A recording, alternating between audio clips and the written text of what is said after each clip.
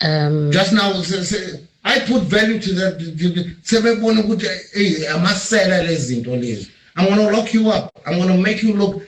I will show you to the next savings. Telling my cows to get out of my property. Just now, I put value to that. I must sell lezi. I'm going to lock you up. I'm going to make you look. I will show you to the nation. Hey, don't even try. You'll be my fucking laundry. Okay? I'm on tomorrow. Not yesterday, tomorrow. Yeah. I'm a bitch. I'm forward. I'm not your brother. Whatever you. Hey, fuck you. Get out. Get out of my sitting room. I'm not going to. Get out of my sitting room. You guys fucking stop. Get out of my sitting room. Get out. Get out. You're not gonna come. You come there. I'm gonna put a fucking restraining order against you. No business. For what? Go talk to my guys. Rubbish. I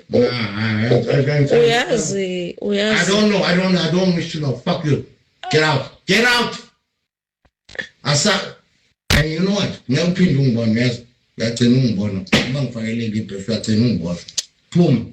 that is false. You know that is false. Get out. Did you just call me is Febe? Febe, get out, bitch. I told you to tell you Febe. I have no message for you. Umtale's case. And tell him I'm coming for him. I'll beat him. I only kill him actually. Bitch, get out. Get the fuck out. When I had to mangoza man, just purpose puma. Yeah, puma. Bye.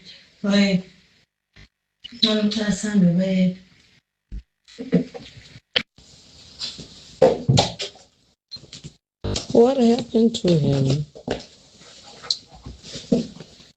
What happened? Stay off my fucking property, you bitch.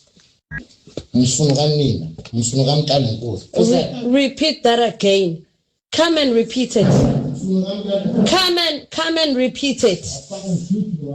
Come and repeat it. Come and repeat it. Sani Bonani, welcome back to my YouTube channel. This is KZN Podcast. It's channel yeko, channel it's everybody's channel. So today we're speaking about Hlangalo Mhlabati, King Mrs. Zuluka Zelutini, okuyena ohlele esihlalweni njengamanje inkosi yamaZulu, the king himself, iBhubesi, okuyizinyane kababa ke oswadlule emhlabeni uKing Zelutini. All right, cool. So you've listened to the video, you've listened to the audio, you've had it's his voice. Disclaimer, first of all, before we speak about this, guys, awukho umuzi ongenazo izinkinga zakhona. Awukho umuzi ongenazo izinkinga zakhona. He is a king, yes, siyavuma, but he's a human being after that. He's the king of the Zulu nation, but he is the person. He's a human being. Umuntu unama feelings, unemizwa, unama siblings, kunezinkinga like anybody kodwa njenga wonke umuntu. Two, umzali, ubhuti, ubaba, uhusband. So vele egcineni kumele abe nenkinga. Uyahluthuka naye njengawe nawe. Kumele futhi ahluthuke naye futhi ngoba yini umuntu at the end of the day, right? So this video ke iyenzeke between yena nodadewabo uNomkhosi sometime last week Thursday.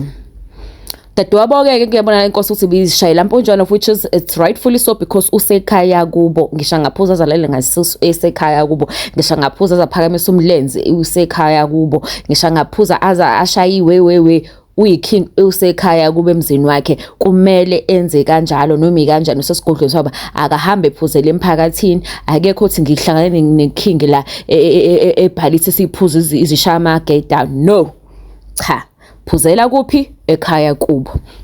But because of the issues of the siblings and everybody and anything baseke bedecide ukumrecorda again uSilo noMkhosi ngoba urecorda le conversation isiphakathi nendawo. How do we know how we started? We do not know how we started. We do not know who started conversation. We do not know who started argument. Asazi ubani oqale impi ekugcineni okuqala lokho.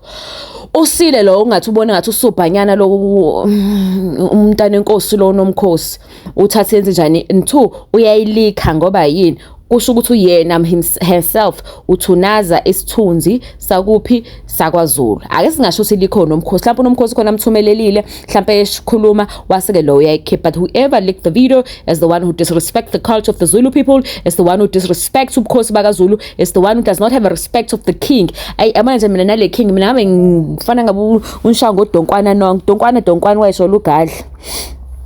So anyway, but ke sehlanganile ke abantu abadala bakaSubukhosini base bethi hayi ake nihambe nje nonke nifundisa inhlonipho eSwazini. I think that's the only part that is actually makes me laugh is the fact ukuthi bathe ebukhosini sicela noMkhosi nawe King Misuzulu nithathe imphahlana zeno kwamanje nihambe niyele eSwatini lapha ya kuKing uMswati akahlale nani phansi ake niyofundiswa khona ama elders akhona. Angazi what does that mean? Does that mean the fact ukuthi abantu bakaZulu bayahluleka ukufundisa le ngane lezi inhlonipho lezi? Kuyabangwa nje kuneyinkinga ezikhona lapha ya and ke uthi uyangenela uzwele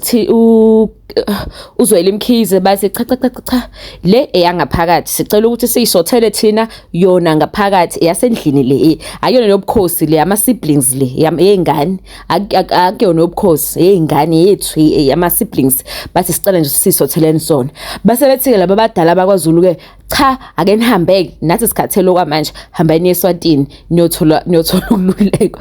So for now we don't know when are they going, but we know and we are aware the fact ukuthi the king himself and his siblings they have been told to go to Swaziland bayofundiswa inhlonipho beyobika udaba bakhulume njengama siblings ukuthi wena wenze ukuthi no lona ungirecordile ngirecorda ngoba lona bethi bengimlona ngibize ngesifebe ngoba yabona meni ingane nihleli imbizo meeting so khumbula phela uBukhosi baseSwatini yila inkosi uMawayo ezalwa khona uMantombi ozalwa lapha no King uMswati udadewabo nje bazalwa uMawayo 1 noMawayo obabo 1 beno King uMswati ke bese ke uMantombi wasezala ke iking le bese iking yamaZulu ngoba ubaba wakhe bekuyiking yamaZulu. So mawuzala ebukhosini sebukhosini uphuma wena ke ube inkosi. So that's why uKing Misuzulu became a king. So uphuma ebukhosini wazalela ebukhosini ikube eSwatini makubheda nje uvela shaya imoto ayongena ekhaya kube kumalume wakhe. So currently for now